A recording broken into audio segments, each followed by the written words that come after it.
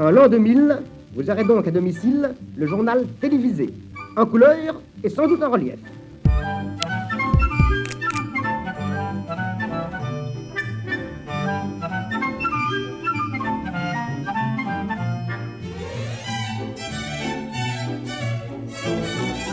Il y aura de l'information partout, partout, partout, partout.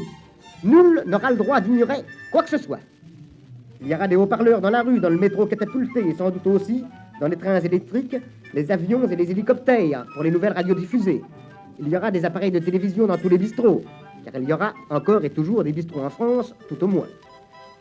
Sur le plan de l'image, il est évident que c'est le développement de la télévision qui lui permettra de connaître son maximum d'intensité. Il y aura sûrement en l'an 2000 encore un Tour de France à bicyclette, et sans doute filmé étape par étape en couleur. Tout peut changer sauf là.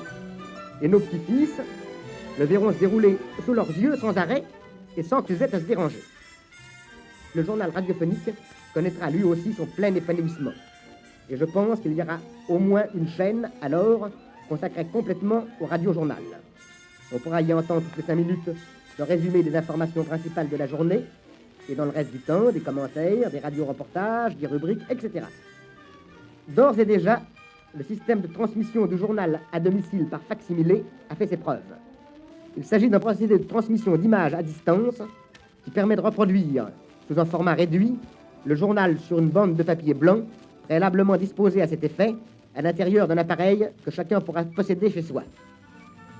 On vendra des journaux quotidiens en héliogravure, c'est-à-dire comme les magazines illustrés que vous achetez actuellement, et en couleur. Que voudra-t-on alors que le public sache? Et tous ces moyens ne seront-ils mis en œuvre que pour bourrer le crâne au public dans une direction voulue, pour diriger ses pensées, faire de lui un automate intellectuel? Car les moyens d'expression peuvent se multiplier et se parfaire, mais ce qui nous inquiète, c'est au service de quoi et de qui ils seront mis. Si c'est au service de la liberté ou du despotisme, de la vérité ou du mensonge. Et puisque vous me donnez rendez-vous en l'an 2000, j'espère vous dire, vous vous souvenez ce que je vous disais il y a 50 ans? Eh bien, nous avons bien travaillé, et la liberté d'expression et d'information l'a finalement emporté. Je voudrais vous dire cela à la radio, naturellement, car malgré mon sérum Bogomolets, à cette époque-là, je préférerais certainement ne pas paraître à la télévision.